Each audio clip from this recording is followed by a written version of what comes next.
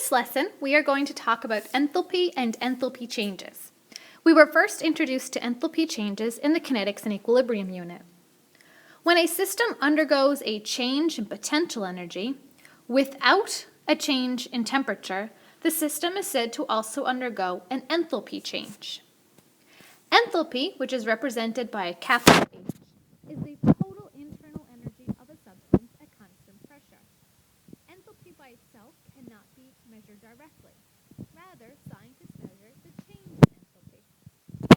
The change in enthalpy is represented by delta H. We refer to it as heat of reaction in the kinetics unit. Enthalpy change is a measure of the difference in potential energy of the products and the potential energy of the reactants in a phase or chemical change. Molar enthalpy, which is also delta H, is the enthalpy change of 1 mole of a substance. Therefore, it has the units of either joules per mole or kilojoules per mole. Each physical or chemical change has its own enthalpy notation.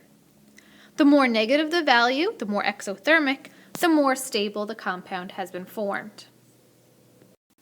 There are 8 different delta H notations that you should be aware of to complete this course.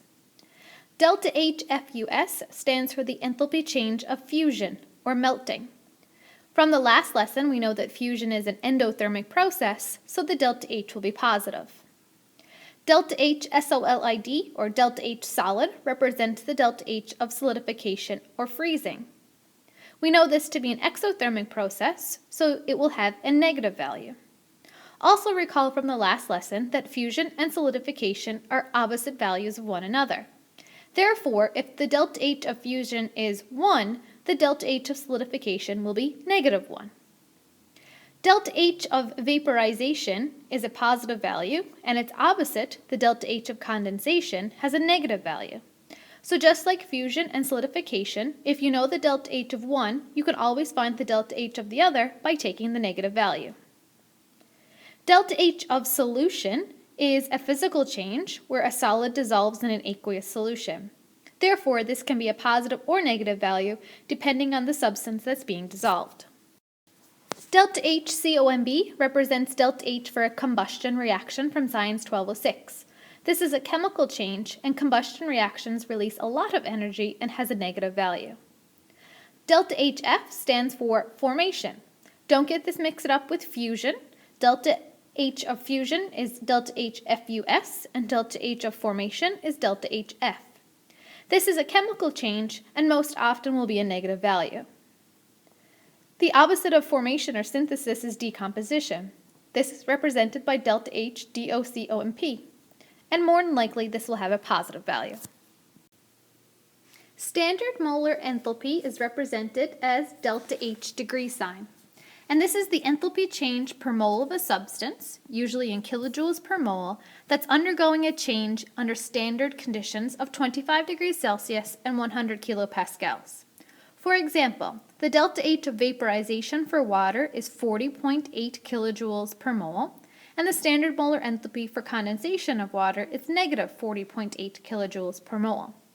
Remember that the delta H's for the water can be found on the back of your periodic table. This also brings me to reiterate the fact that for opposite phase or chemical changes, the magnitude of delta H is conserved, but the sign will be reversed. We have 3 different opposite changes: vaporization and condensation, fusion and solidification, as well as formation and decomposition. There are 3 different ways that we can represent enthalpy changes, and we're going to look at each one of them individually. Enthalpy changes for phase or chemical changes can be represented by a thermochemical equation, enthalpy or delta H notation, and an enthalpy diagram. For a thermochemical equation, a balanced chemical equation must include the net amount of energy produced or absorbed by the given reaction. That means the delta H value is included as part of the balanced chemical equation. Delta H is a reactant for an endothermic process, and it's a product for an exothermic process. For example, if we are going to solidify water, that can be represented as H2O liquid goes to H2O solid plus 40.8 kilojoules. This is a thermochemical equation since the energy term is part of the balanced chemical equation. Since the 40.8 kilojoules is a product, we can tell from there that that's an exothermic reaction. Just like in C, we can tell that since the 285.8 kilojoules is a reactant, that's an endothermic process. Also recall that the delta H, or the enthalpy changes, are usually given as kilojoules per mole. Therefore, if we have more than 1 mole of the substance, we have to double the amount of energy that we put into the balanced chemical equation. For delta H notation, the symbol and value for the enthalpy change is given after the equation. The negative value will represent an exothermic reaction, and a positive value will represent an endothermic reaction. For example, we can take the same freezing of water equation and write it with delta H notation. If that's the case, we'll still have water liquid going to water solid, but off to the side, we will give the delta H value. We will also include what type of enthalpy change is happening. Here we have solidification happening, so we'll write delta H solid. It's an exothermic reaction, which we saw from the thermochemical equation above. Therefore, when we put it in delta H notation, we have to make sure that we include the negative sign.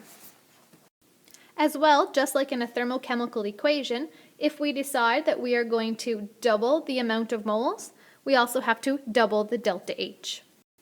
The last way that we can represent enthalpy changes is through an enthalpy diagram. Enthalpy diagrams are diagrams to represent the change in enthalpy of a reaction as the reaction progresses over time. It can be drawn to represent either an endothermic or exothermic process. Therefore, it's very important not to get mixed up between a potential energy diagram and an enthalpy diagram. We can draw an enthalpy diagram for this exothermic reaction. For an enthalpy diagram, you have to label the axes with reaction progress and just H. We show a flat line for our reactants and our products, so we have the ability to write the reactants and the products in the diagram. So here you'll see your reactants and your product. We're also going to write that the product is lower than the reactants so that we can draw our arrow downwards to indicate the fact that heat was released for an exothermic reaction, and therefore the difference between them will be the delta H, and we'll put in what the value of the delta H is. So from the previous diagram, the arrow pointing downward indicates that the change is exothermic. The potential energy of the reactants is greater than that of the products. The enthalpy of the system decreases as energy is released to the surroundings as heat. We can also draw an enthalpy diagram for an endothermic process. Labeling the axes remains the same, as well as ensuring that we have a place to write our reactants and our products.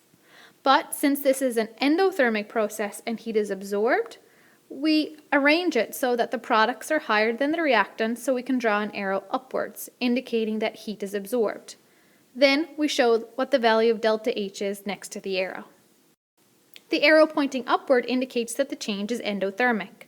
The potential energy of the products is greater than that of the reactants. The enthalpy of the system increases as energy is absorbed from the surroundings.